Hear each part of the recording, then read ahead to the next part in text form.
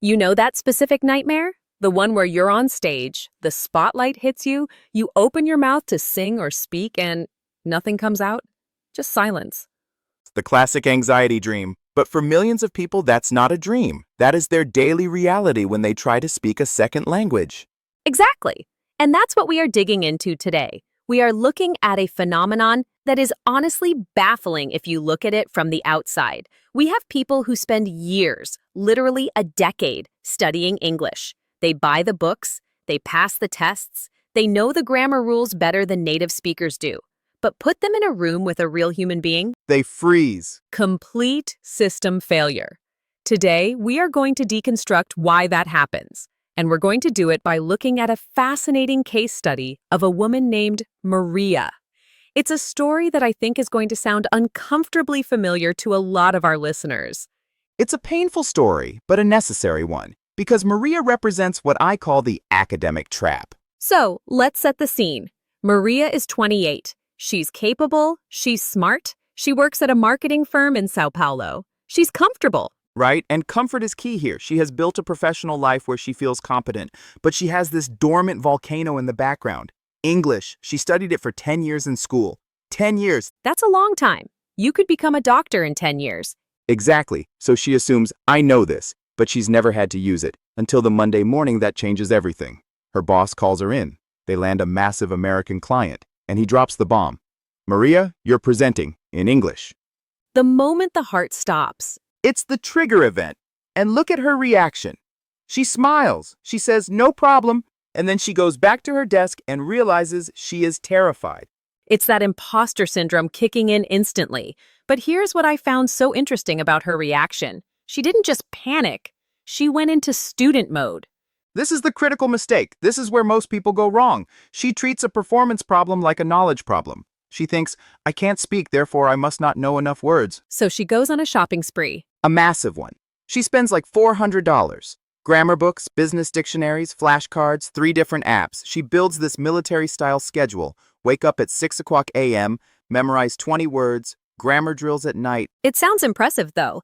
If I saw my friend doing that, I'd think, wow, she is disciplined. She is going to crush this. It looks like productivity. It feels like productivity.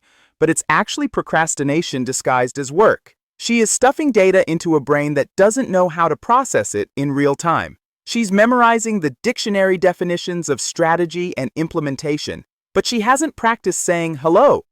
And that reality check comes pretty fast, doesn't it? It's brutal. She's a week into this boot camp. She's learned 140 new words. And a colleague just playfully says, hey, say something in English. And she freezes. Blank slate. She stammers out something like, my English is not good inside.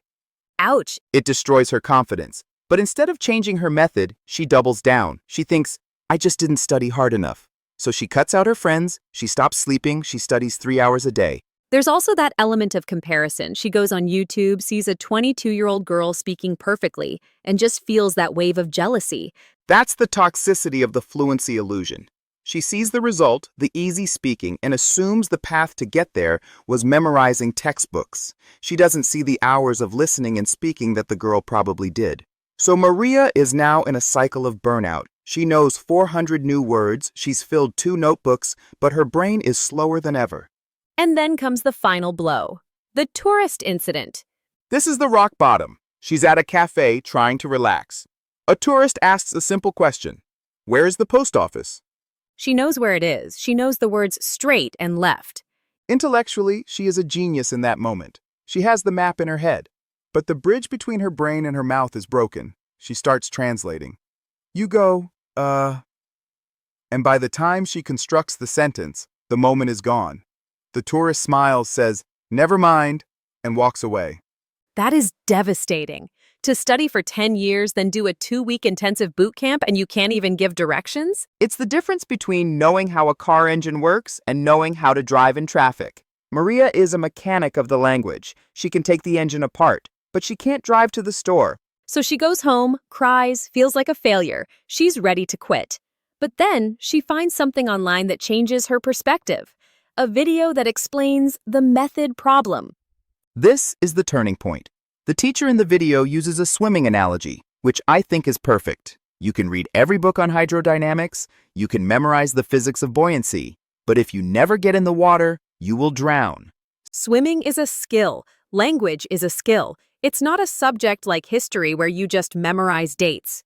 Precisely. The teacher points out two major flaws in Maria's approach. First, the vocabulary. She's learning words like extraordinary and tremendously. The fancy stuff. The ego stuff. But real English, real conversation, it's simple. That's cool. Really? I mean, actually, these are the lubricants of conversation. They aren't impressive on a test, but they are vital for flow. And the second flaw? Translation. This is the killer. The teacher explains the loop. You hear English, you translate it to Portuguese, you formulate an answer in Portuguese, you translate it back to English, check the grammar, and then speak. That's way too slow. It's impossible. You cannot have a conversation with that much latency. You have to cut the wire. You have to think in English. Which sounds terrifying if you've never done it. It feels like jumping off a cliff without a parachute. So, how does Maria actually make this shift? Because she only has a week left before the big meeting. She ditches the grammar books. She stops the memorization drills. She creates a speaking plan. And it's radically simple. What does it look like? It's focused on utility. Days 1 and 2. Greetings and small talk, just getting the mouth moving. Hi, how are you? Pretty busy, actually. She's scripting her life. She is.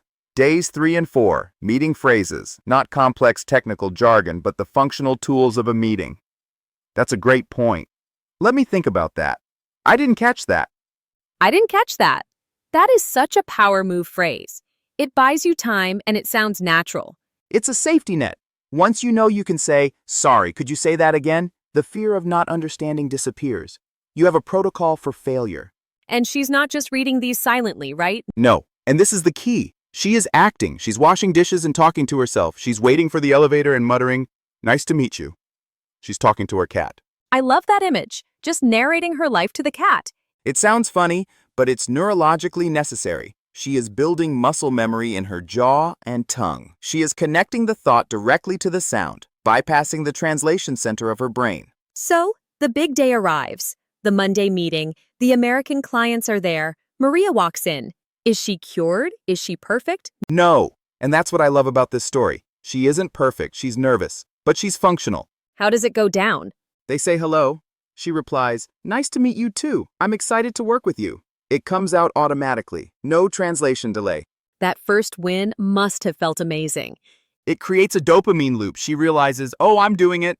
Throughout the presentation, her grammar wasn't perfect. She didn't use big, fancy words, but she was clear. When she didn't understand something, she used her safety net phrase. Sorry, I didn't catch that. And the world didn't end. No, they just repeated it.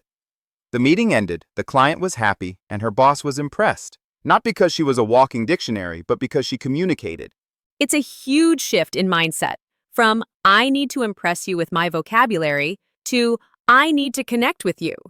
Exactly. Language is a bridge, not a barrier. Maria spent 10 years building a wall of books. In 1 week, she tore it down and built a bridge with simple phrases. So, for everyone listening right now who is nodding their head, who feels like they are stuck in that silent student phase, what is the takeaway here? Because we can't all land a high-stakes meeting to force us to change. The takeaway is that you are not broken. Your method is broken. If you have been studying for years and can't speak, stop studying. Stop studying? That sounds counterintuitive. Stop studying and start training. There is a difference. Studying is passive. Training is active. You don't need more input, you need output. So, practically speaking, what should our listeners do tomorrow morning? I'd say, steal Maria's plan. Pick 5 phrases, not words, phrases. How's it going? That sounds good. Let me think about that and say them out loud. Out loud, not in your head. If your lips aren't moving, you aren't learning to speak. You're learning to read. You have to physically produce the sound. Do it while you cook, while you drive. And what about the fear of making mistakes? Because that's really what holds people back. The shame. You have to embrace the good enough philosophy. Maria succeeded because she stopped trying to be perfect and started trying to be effective. Native speakers make grammar mistakes all the time. We stumble. We say, we restart sentences. It's fine. It's about connection. It's about connection. The goal isn't to sound like a textbook. The goal is to be understood. If you can order a coffee, if you can ask for directions, if you can make a joke, even with bad grammar, you are winning. I think that's such a liberating message. It takes the pressure off. You don't need to know everything. You just need to use what you have. Precisely. Use what you have today. Don't wait until you feel ready. You will never feel ready if you keep your mouth shut. The readiness comes from speaking, not before it. It reminds me of what the narrator said at the end of the story. Every time you listen, your fear becomes smaller. Every time you speak, your confidence becomes stronger. It's a muscle. You have to exercise it. And look, the tragedy of Maria's story wasn't that she didn't know English. It was that she had 10 years of knowledge locked inside a room she didn't have the key to. The moment she changed the method, she found the key. And the key was simplicity. Simplicity and action. That is a powerful place to leave it.